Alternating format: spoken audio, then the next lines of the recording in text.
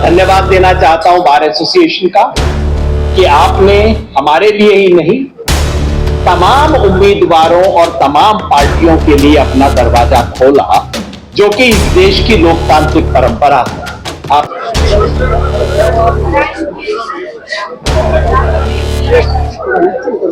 इस देश में आज झूठ का राज है, लूट का राज है और फूट का राज। झूठ, लूट और फूट हमारे बीच में आई है। जिला भर में पहुंचने पर इनका हम हार्दिक स्वागत करते हैं।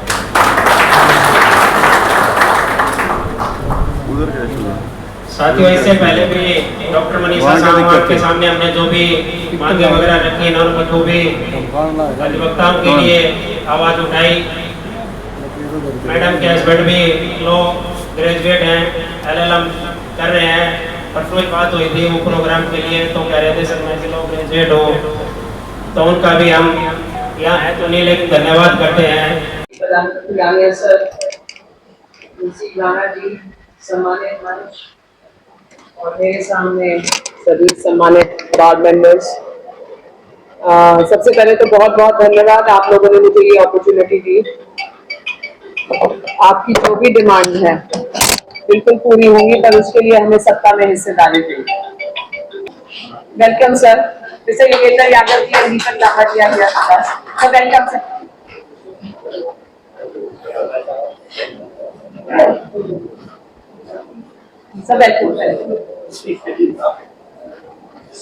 So 10 साल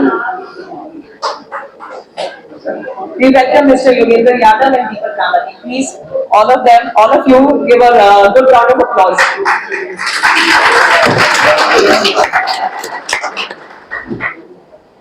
तो हमने 10 साल दिए हैं इस सरकार को, and I think change is very important and change is law of nature also.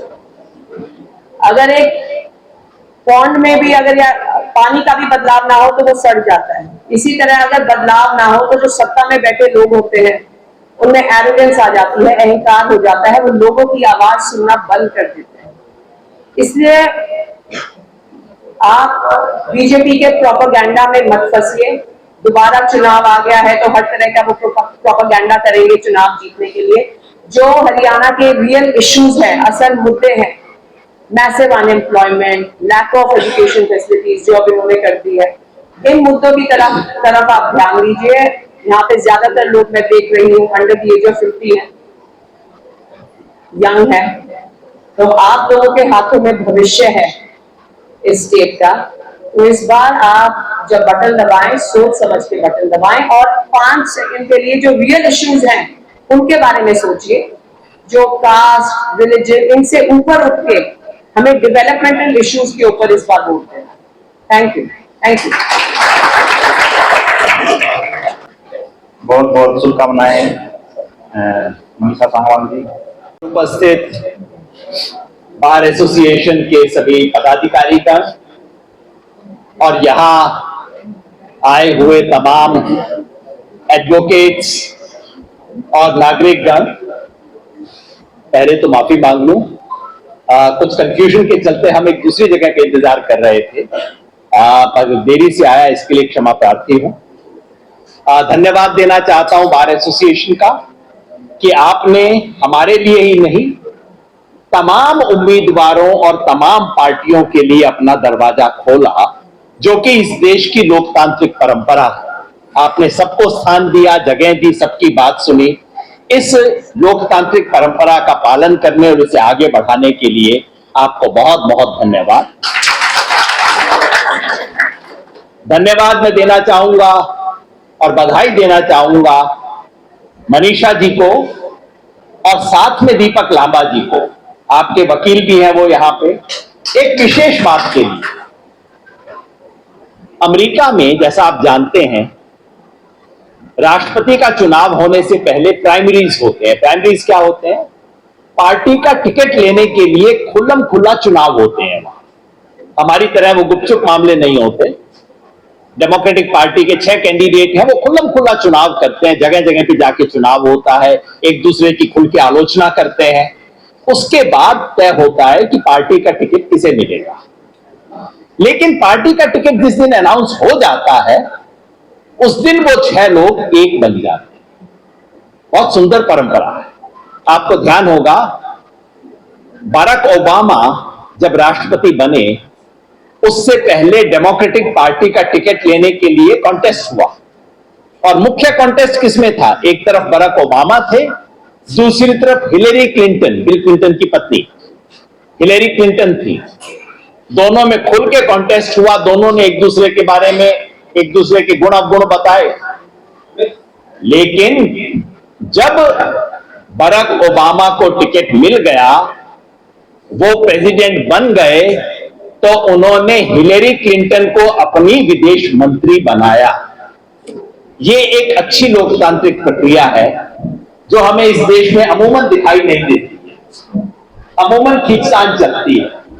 लेकिन मैं इसके लिए आपके साथी वकील साहब दीपक भाई को बधाई देना चाहता हूं, और मनीषा जी को धन्यवाद देना चाहता हूं कि आपने इस हरियाणा प्रदेश में एक अच्छी स्वस्थ परंपरा शुरू की। जैसे ही टिकट का फैसला हुआ, ये कोई छुपी हुई बात नहीं है, दीपक जी भी इसके तमाम, एक अच्छी पार्टी को 50 उम्मीदवार तो कम से कम मिलने चाहिए ना, तो दीपक जी भी उसमें दावेदार थे। लेकिन जिस दिन टिकट की घोषणा हुई, इन्होंने मंच पे आके कहा कि अब मैं डॉक्टर मनीषा सांगवान के साथ हूं, और उस दिन से केवल बोल के नहीं, तन मन धन से जुटे हुए हैं इसके अंदर, इस स्वस्थ परंपरा को स्थापित करने के लिए। और मैं उम्मीद करता हूं कि हमारे प्रदेश में परंपरा और आगे बढ़ेगी, सब तरफ चलेगी। बहुत स्वस्थ परंपरा है लोकतंत्र की, इसके लिए मैं आपका धन्यवाद करना चाहता हूं। आज हरियाणा प्रदेश में एक बहुत बड़ा चुनाव होगा। मैं डॉक्टर सांगवान को सुन रहा था, आखिर में वो कह रहे थी बदलाव की बात। ये बदलाव दरअसल 5 साल पहले हो जाना चाहिए था। ये 5 साल का डिलेड बदलाव हो जाना चाहिए था 5 साल पहले, लेकिन आप जानते हैं क्या कुछ खेल हुए। तो 10 साल से रुका हुआ फैसला ये है। ये सिर्फ हरियाणा प्रदेश का फैसला नहीं है, पूरे देश का सवाल है। इस देश में आज झूठ का राज है, लूट का राज है, और फूट का राज है। झूठ, लूट और फूट। मैं ये नहीं कहूंगा कि इससे पहले कोई हरिश्चंद्र इस देश में हुआ करते थे, झूठ नहीं बोला जाता था, लेकिन जो महाझूठ की गंगोत्री इस देश में टॉप से शुरू हुई है, ऐसी इस देश में पहले कभी नहीं।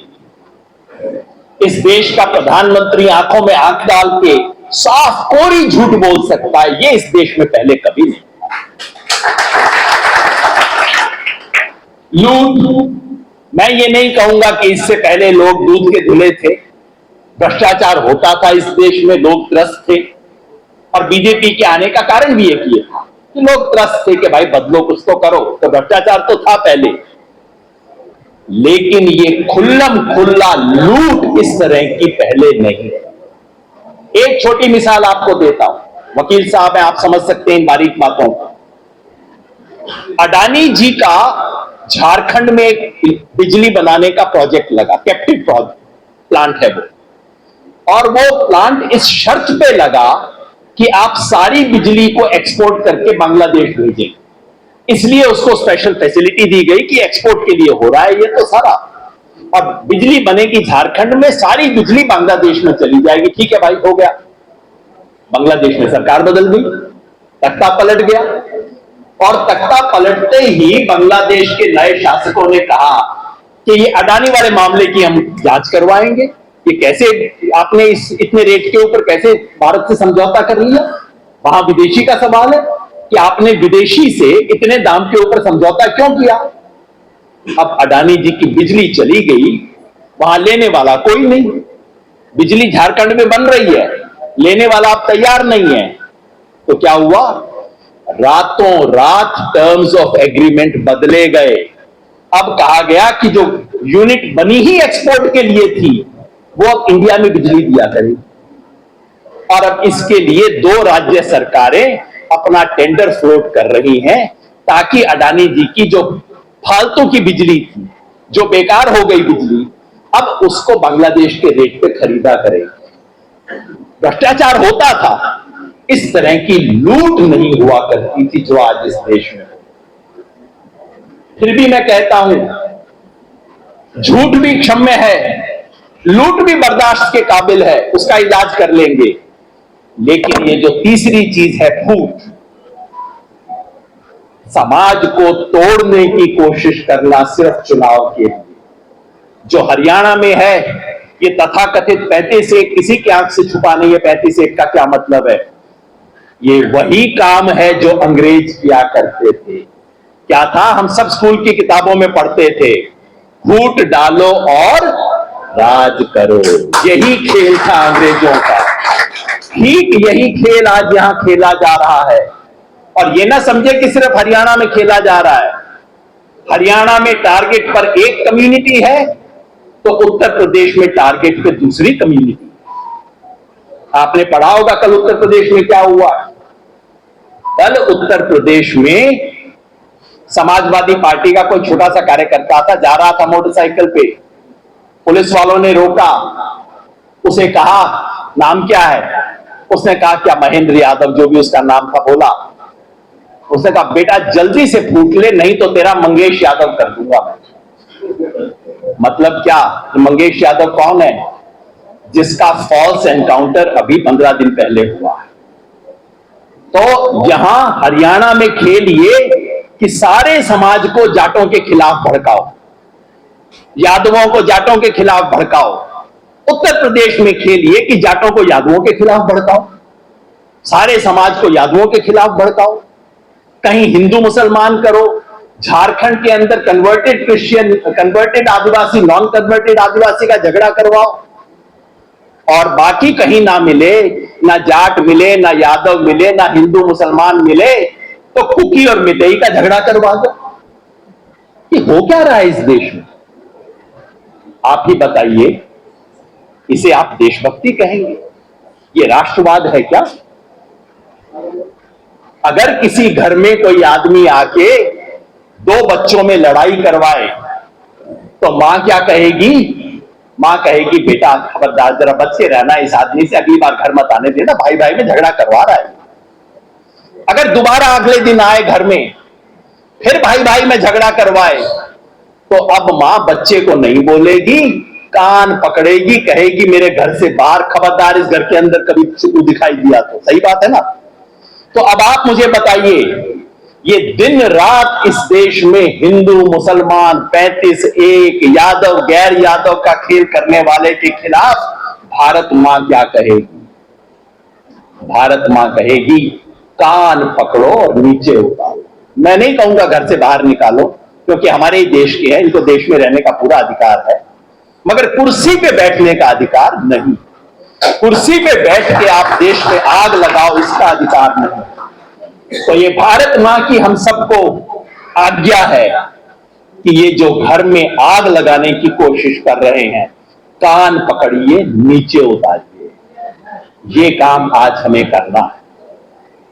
ये देश भर का काम है, हरियाणा का विशेष तौर पे काम है, क्योंकि हरियाणा में पिछले 10 साल से जो कुछ हुआ है छुपा नहीं है किसी से। कल मैं पूछ रहा था, घूम रहा था, आम लोगों से पूछ रहा था, भाई साहब भ्रष्टाचार का क्या हुआ? कहते बाबूजी पिछली पहले जो काम, देखो देना देना पहले भी पड़ता था, पहले जो काम 2000 में हो जाता था, आजकल 25,000 देने पड़ते हैं, और पता नहीं कि काम होगा भी कि नहीं होगा। ये हो गया भ्रष्टाचार। नौकरियों में बाजा बहुत बजाते हैं कि हमने पर्ची खर्ची के बगैर दी नौकरियां, कुछ दी भी, मैं इससे इंकार नहीं करता, लेकिन कुल मिला के आपने इस प्रदेश में सरकारी नौकरियों की संख्या कम कर दी, उसका कौन हिसाब देगा?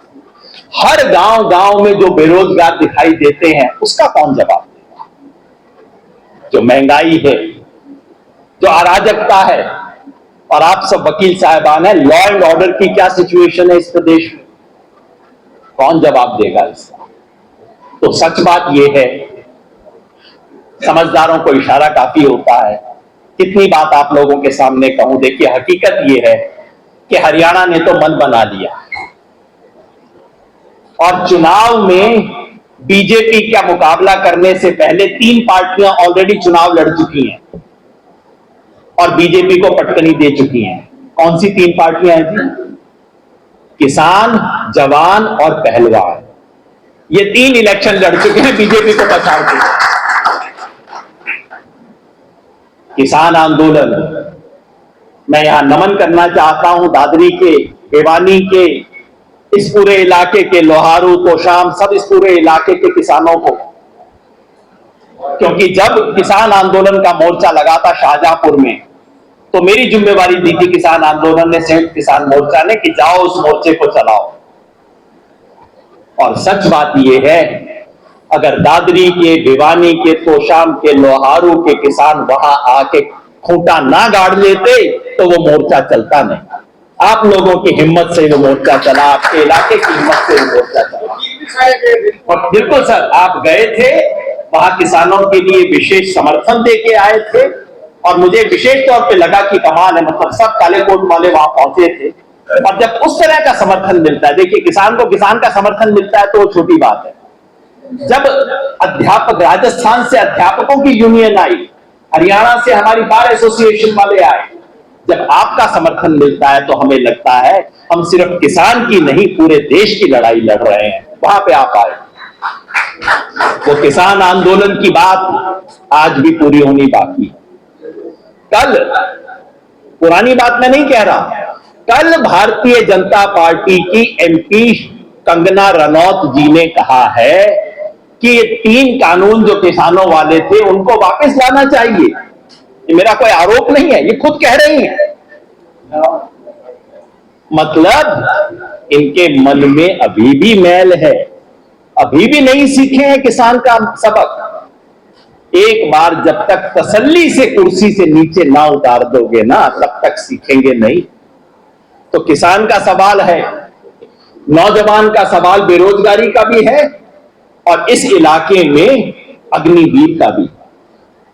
अग्निवीर में एक बात हुई जो हम सबको पता है, लेकिन दूसरी बात का पता नहीं है इस इलाके का।